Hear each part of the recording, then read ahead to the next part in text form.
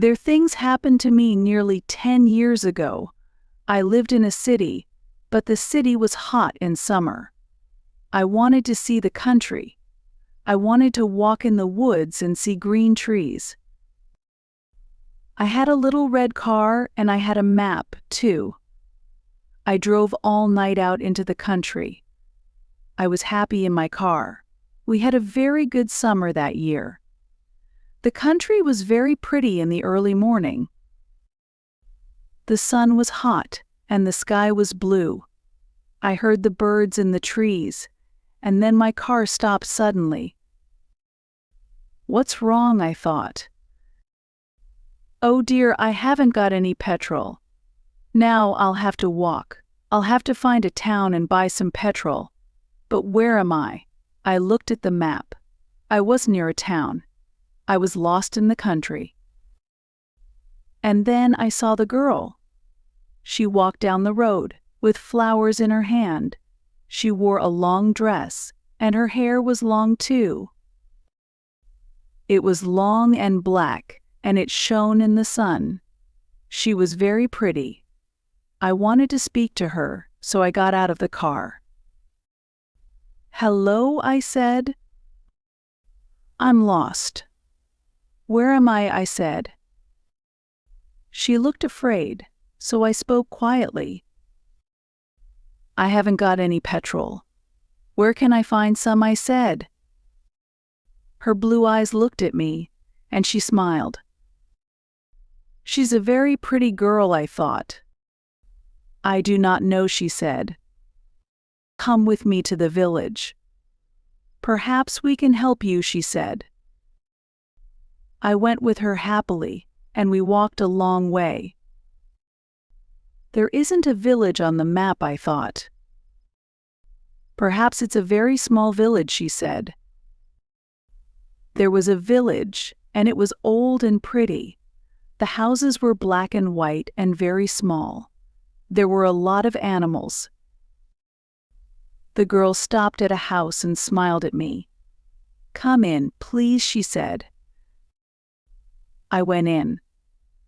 The house was very clean, but it was strange too. There was a fire and some food above it. I felt hungry then. That's strange, I thought. They cook their food over a wood fire. Perhaps they have no money. I met her father and mother, and I liked them. They were nice people, but their clothes were strange. "Sit down," said the old man. "Are you thirsty after your walk?" He gave me a drink, and I said, "Thank you," but the drink was strange too. It was dark brown and very strong. I didn't understand, but I was happy there. I asked about petrol, but the old man didn't understand. "Petrol?" he asked. "What is that?" This is strange, I thought. Then I asked, "Do you walk everywhere?" The old man smiled.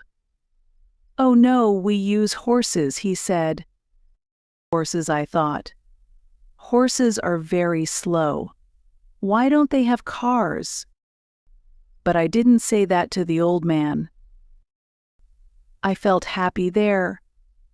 I stayed all day, and I ate dinner with them that evening. Then the girl and I went out into the garden. The girl's name was Mary. "This is nice, we like having visitors. We do not see many people here," she said.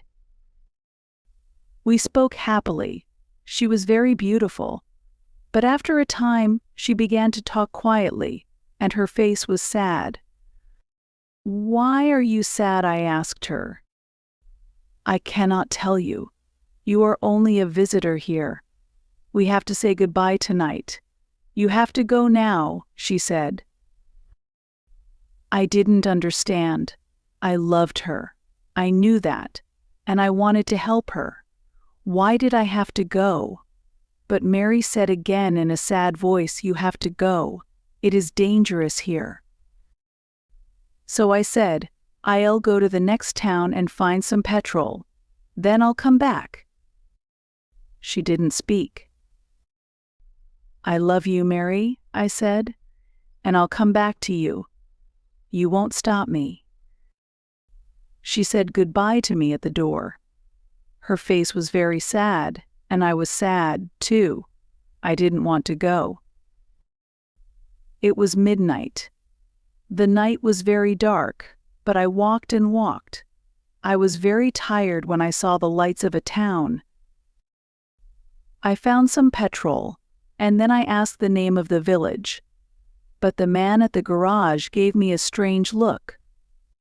"What village?" he asked. I told him about the village. I told him about the old houses and the people with strange clothes. Again, he gave me a strange look, he thought.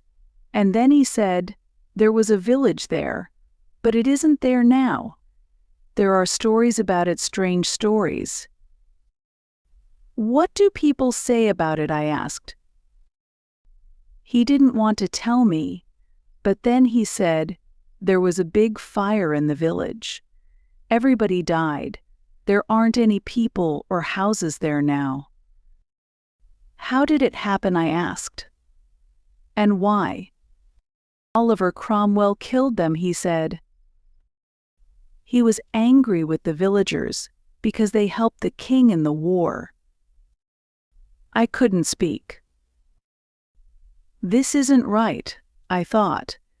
That war happened 350 years ago. Then I remembered the strange clothes, the long hair, the food, the fire, and the old houses. And I remembered, too, about the horses. "But I don't understand," I cried. "I saw the people in the village. I spoke to some people there."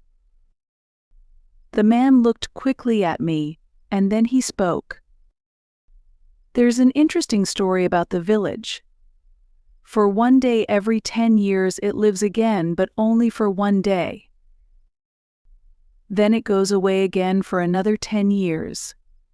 On that one day you can find the village, but you have to leave before morning, or you will never leave." Can this be right? I thought. Perhaps it was. Mary said, "You have to go." She loved me, but she said, "We have to say goodbye." She was afraid for me. Now I understand, I thought. I went back to the village, but it wasn't there. I looked again, but I couldn't find it. I saw only flowers and trees. I heard only the sound of the birds and the wind. I was very sad. I sat down on the ground and cried.